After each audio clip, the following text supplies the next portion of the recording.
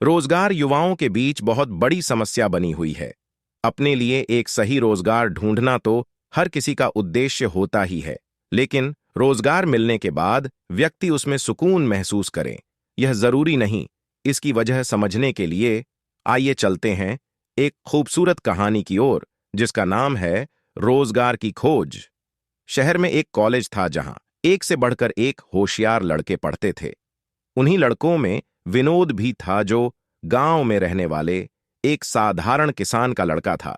उसने अपनी मेहनत और लगन से यहां तक का सफर तय किया था, और अब वह अपने पिता के सपने पूरे करने के लिए एक अच्छे रोजगार की तलाश कर रहा था। वह एक योग्य छात्र था, इसलिए उसे कई जगहों से रोजगार के अवसर आ चुके थे, लेकिन वह रोजगार चुनने का ऐसा कोई पैमाना नहीं जानता था जिससे लंबे समय तक अपने काम में आनंदित रहा जा सके। सभी की तरह उसने भी पैसों को महत्व देते हुए सबसे अच्छी तनख्वाह वाली नौकरी का चयन कर लिया और उसी कंपनी में अपनी सेवाएं देने लगा। शुरू शुरू में तो विनोद को अपने काम में पैसे अधिक मिलने से अच्छा लग रहा था, लेकिन जैसे जैसे समय निकलता गया, पैसों की चमक ने अपना असर खोना शुरू कर दिया और विनोद अपने काम से निराश रहने लगा। विनोद ने कुछ ही सालों में अपने घर के हालातों को बेहतर बना दिया था, लेकिन फिर भी वह अपने काम में मन नहीं लगा पा रहा था। रोज सुबह ऑफिस जाना और शाम को घर आना, यही उसकी जिंदगी का आधार था।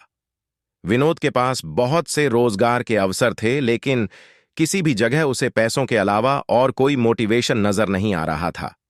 एक दिन विनोद अपने ऑफिस से अचानक अपनी कार लेकर अकेले ही घूमने निकल जाता है। कुछ घंटों के सफर के बाद वह एक गांव के पास रुकता है, जहां उसे खूबसूरत फलों का बागान दिखाई देता है। वह बागान के अंदर घुस जाता है। अंदर उसे एक व्यक्ति पेड़ों में पानी डालते हुए दिखाई देता है। वह उसके पास पहुंचकर उससे पूछता है कि आप अकेले इस सुनसान इलाके में कैसे रह लेते हैं। वह व्यक्ति बुजुर्ग था।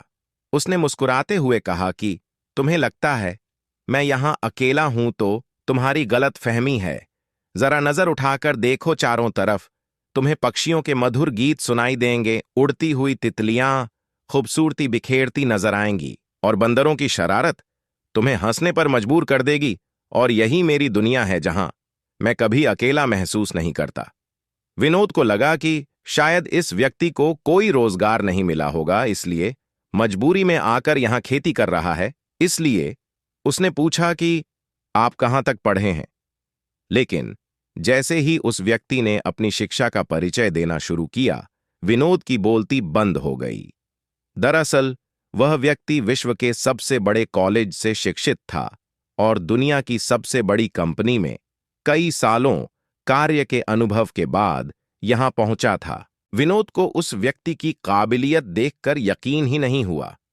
उसने जिज्ञासा भरी निगाहों से उनकी तरफ देखते हुए कहा, आपको नहीं लगता कि आपने अपनी पढ़ाई को खेती में लगाकर बर्बाद कर दिया।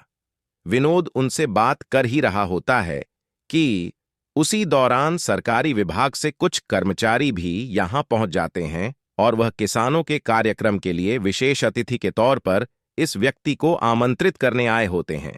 विनोद को ताज्जुब होता है कि एक मामूली से किसान को विशेष अतिथि के तौर पर क्यों बुलाया जा रहा है। यह व्यक्ति विनोद के लिए पहेली बनता जा रहा था।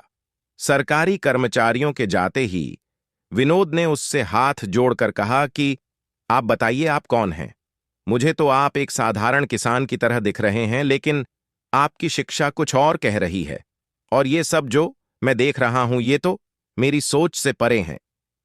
विनोद को परेशान देखकर उस व्यक्ति ने अपना परिचय देते हुए कहा कि मैं एक अंतर्राष्ट्रीय कंपनी का मालिक हूं।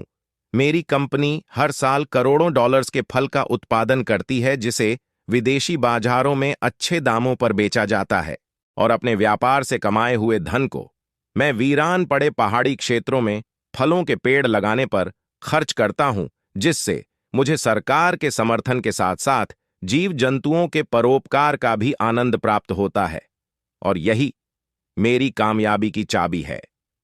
विनोद को एहसास होने लगा है कि पैसे कमाना ही सब कुछ नहीं होता, बल्कि इससे हटकर कुछ और भी है जो हमारी असली खुशी का आधार हो सकता है। बस फिर क्या था। वह अपनी नौकरी को रिजाइन कर देता है और वह भी इन्हीं की तरह पहाड़ों में फलों की खेती करने लगता है।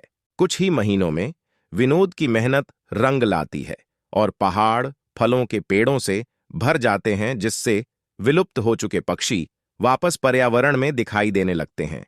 लेकिन एक दिन वह व्यक्ति रहस्यमयी तरीके से विनोद को कंपनी का मालिक बनाकर गायब हो जाता है।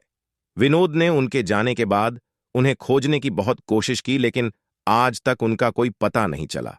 विनोद आज भी पूरी जिम्मेदारी से वही कंपनी संभाल रहा है।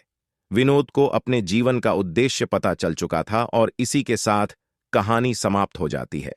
धन्यवाद।